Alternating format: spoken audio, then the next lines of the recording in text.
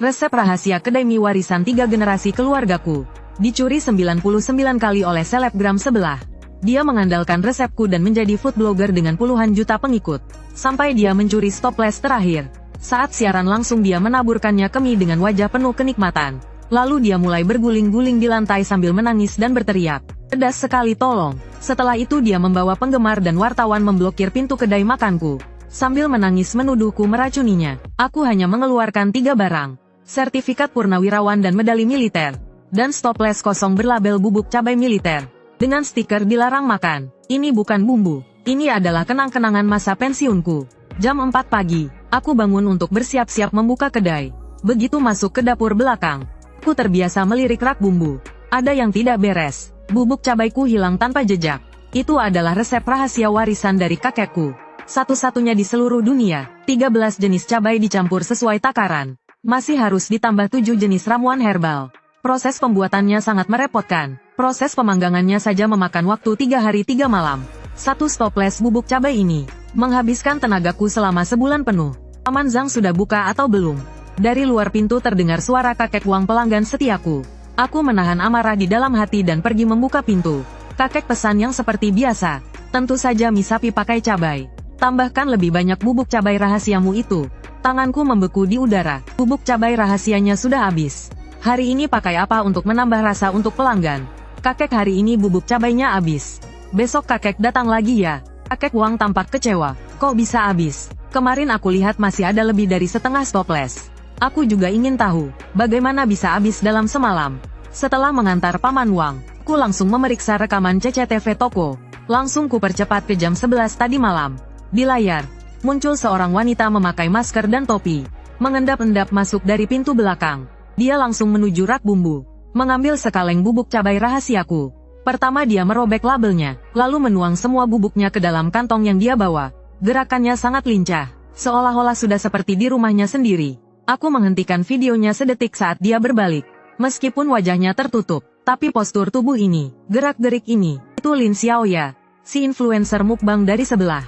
Aku gemetar karena marah. Wanita ini berani-beraninya mencuri resep rahasia keluargaku. Rekamannya terus kumundurkan, dan hasil pemeriksaannya sungguh luar biasa.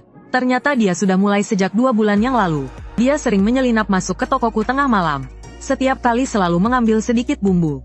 Tidak mengambil banyak, hanya 1 sendok kecil, garam, gula, bubuk merica, bubuk lada Sichuan. Semuanya dia curi. Kukira aku sendiri yang salah ingat takaran. Ternyata semuanya dicuri olehnya. Pantas saja siaran langsungnya akhir-akhir ini sangat populer. Apa-apaan bumbu rahasia eksklusif Xiaoya. Itu semua resep sialan milikku.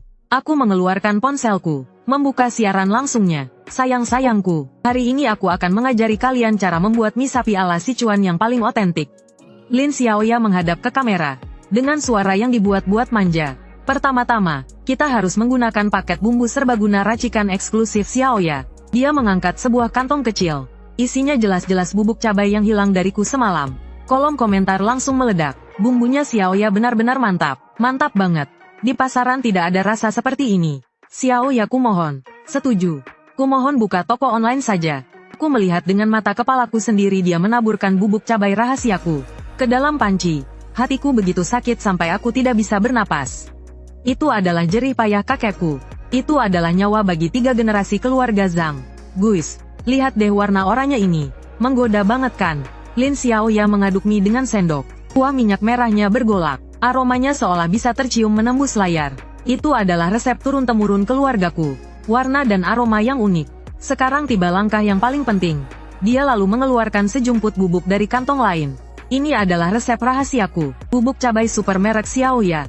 Pupil mataku langsung menyusut. Di kantong itu masih ada sisa label yang sobek di sudutnya. Kalau dilihat baik-baik masih terlihat tulisan militer. Yang dia curi bukan hanya bubuk cabai rahasiaku, tetapi juga sekaleng souvenir spesial yang kusimpan. Itu adalah saat aku pensiun dari dinas militer. Salah satu souvenir yang diberikan oleh pasukan.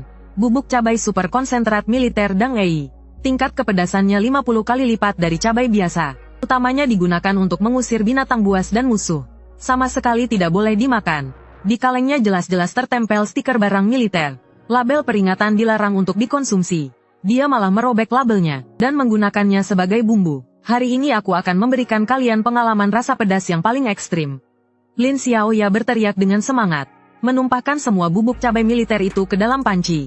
1 sendok penuh, jantungku berdebar kencang, telapak tanganku penuh keringat. Dosis segitu bisa membuat orang pingsan karena kepedasan. Wah, warnanya indah sekali, merah pekat sekali, seperti batu permata. Dia menyendok sesuap besar mie. Guys, Xiaoya mau mulai makan ya? Layar penuh komentar. 666. Belum pernah lihat yang begini. Chong Seng, Xiaoya hebat. Menantikan yang terbaik dari Xiaoya. Seru melihatnya makan. Saat ini jumlah penonton sudah tembus 3 juta. Lin Xiaoya membuka mulutnya lebar-lebar, memasukkan suapan besar mie itu. Awalnya dia masih mengunyah sambil tertawa. 5 detik kemudian, ekspresinya menjadi kaku. 10 detik kemudian, matanya melotot lebar. 15 detik kemudian, dia mulai batuk seperti orang gila. Air, beri aku air. Dia melompat dari kursinya bumbu eksklusif. Berlari-lari di seluruh ruangan bumbu eksklusif. Pedas sekali, tolong bumbu eksklusif. Lidahku sudah mati rasa. Ruang siaran langsung benar-benar heboh. Arah komentar langsung berubah. Kakek, gawat, cepat panggil ambulans, ada apa ini? Ada apa ini bumbu eksklusif? Xiaoya, kenapa bumbu eksklusif? Apa terjadi kecelakaan bumbu eksklusif? Lin Xiaoya sudah benar-benar lepas kendali. Berguling-guling di lantai. Tolong, pedas sekali. Aku tidak tahan lagi. Asistennya bergegas menghampiri dengan panik. Menuangkan susu ke mulutnya. Tapi kekuatan bubuk cabai militer itu, Ana bisa diredakan dengan susu. Dia terus berguling-guling di lantai, menangis sampai ingus dan air matanya bercucuran. Kak Xiaoya, apa perlu panggil ambulans? Panggil, cepat panggil. Ku merasa akan mati. Jumlah penonton masih terus naik. Sudah menembus 5 juta. Semua orang sedang menyaksikan adegan kecelakaan ini. Aku mematikan siaran langsungnya. Aku tidak bisa menahan senyum sinis.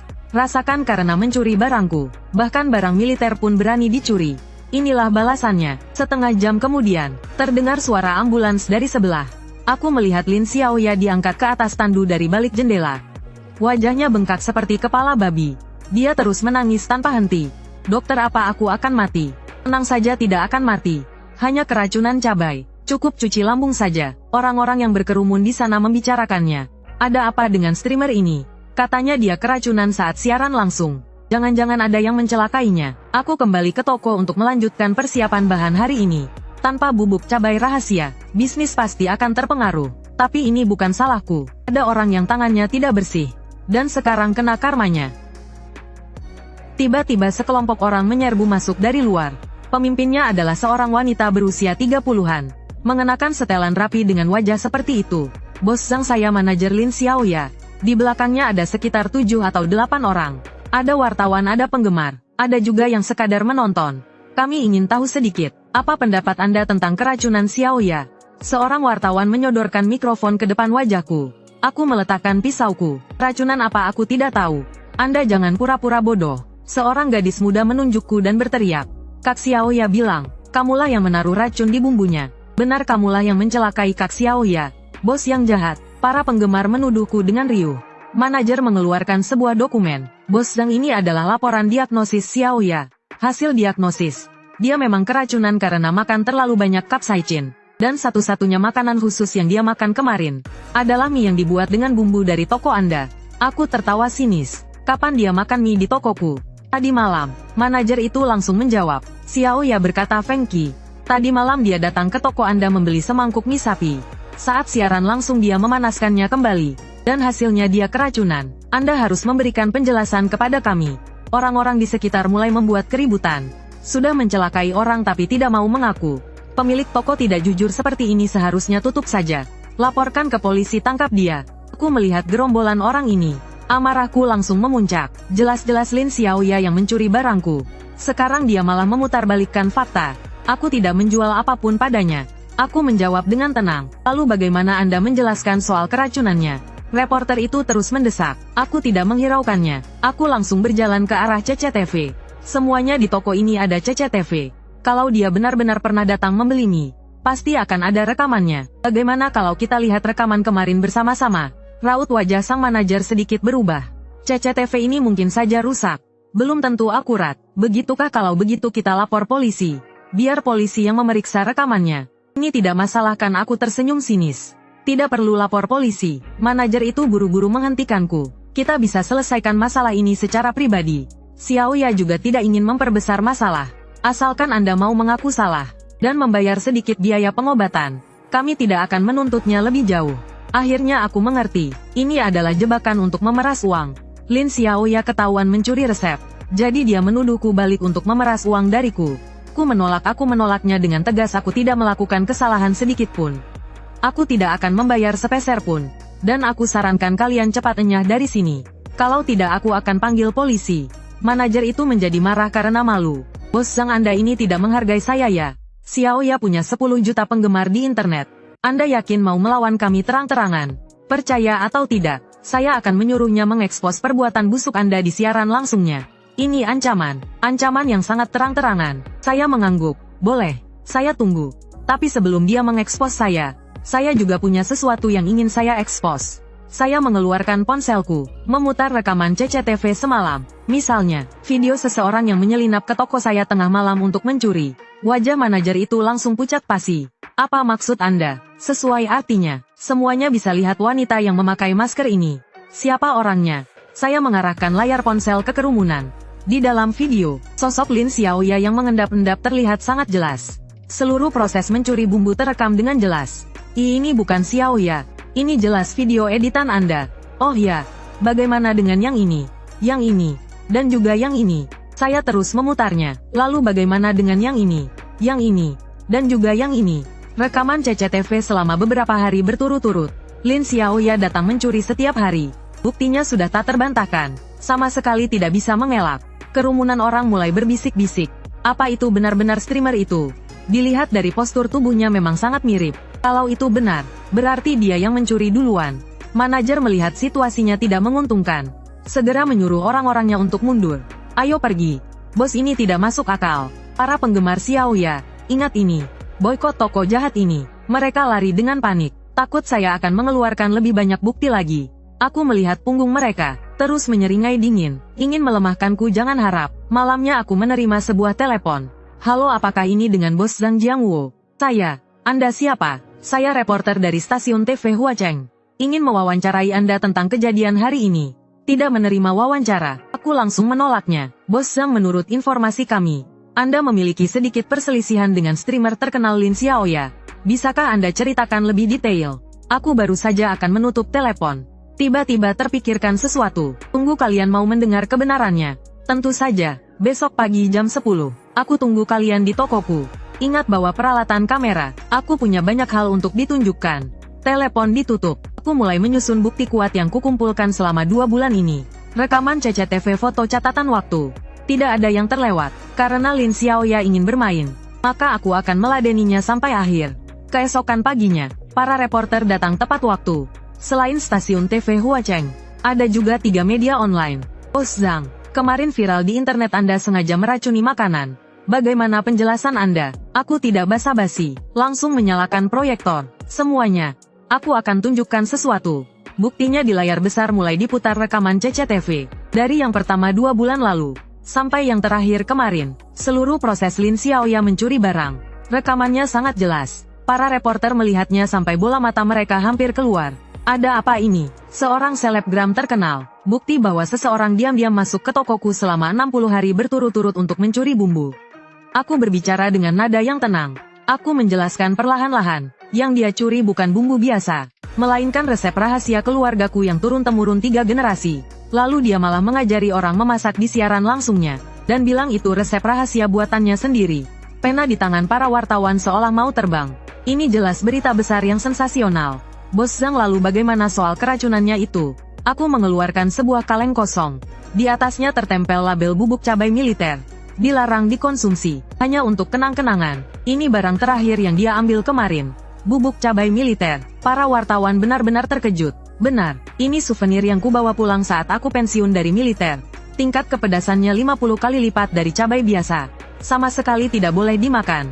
Setelah dia mencurinya, dia merobek label peringatannya, dan menggunakannya seperti bumbu biasa.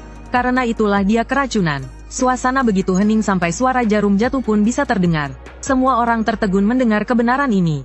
Bertugas selama 8 tahun, pernah menerima penghargaan jasa kelas 3 sebanyak 2 kali. Setelah pensiun aku mengambil alih bisnis keluarga, dan membuka kedai mie ini. Tidak kusangka akan menghadapi masalah seperti ini. Para wartawan menatap dokumen-dokumenku. Ekspresi mereka langsung menjadi serius. Identitasku sebagai seorang veteran membuat sifat seluruh masalah ini berubah total. Bos Zhang, bagaimana Anda akan menyelesaikan masalah ini? Tatapanku menjadi setajam pisau. Pencurian barang militer, memfitnah seorang veteran. Aku akan menempuh jalur hukum. Aku akan melawannya sampai akhir. Lin Xiaoya bersiaplah menerima surat dari pengacaraku. Sore itu juga, stasiun TV Huacheng menyiarkan laporan khususnya. Judulnya sangat heboh. Selebgram mencuri resep rahasia warisan veteran. Malah memfitnah balik dengan tuduhan meracuni. Begitu berita itu keluar, seluruh internet gempar. Aku duduk di kedai sambil memainkan ponsel. Melihat kolom komentar, ributnya bukan main. Penggemar yang tadinya mendukung Lin Xiaoya mulai goyah. Masa sih Xiaoya beneran melakukan hal rendahan seperti itu? Rekaman CCTV-nya kelihatan asli. Yang terpenting adalah bubuk cabai junjung itu. Kedengarannya sangat mengerikan. Tapi ada juga penggemar fanatik yang masih membelanya mati-matian. Pasti pemilik kedai mie yang menjebaknya. Xiaoya kan baik sekali. Mana mungkin dia mencuri? Ini jelas-jelas cari sensasi biar terkenal. Jam 8 malam, ponselku berdering. Halo, apa benar ini dengan Bos Zhang? Saya dari kantor firma hukum.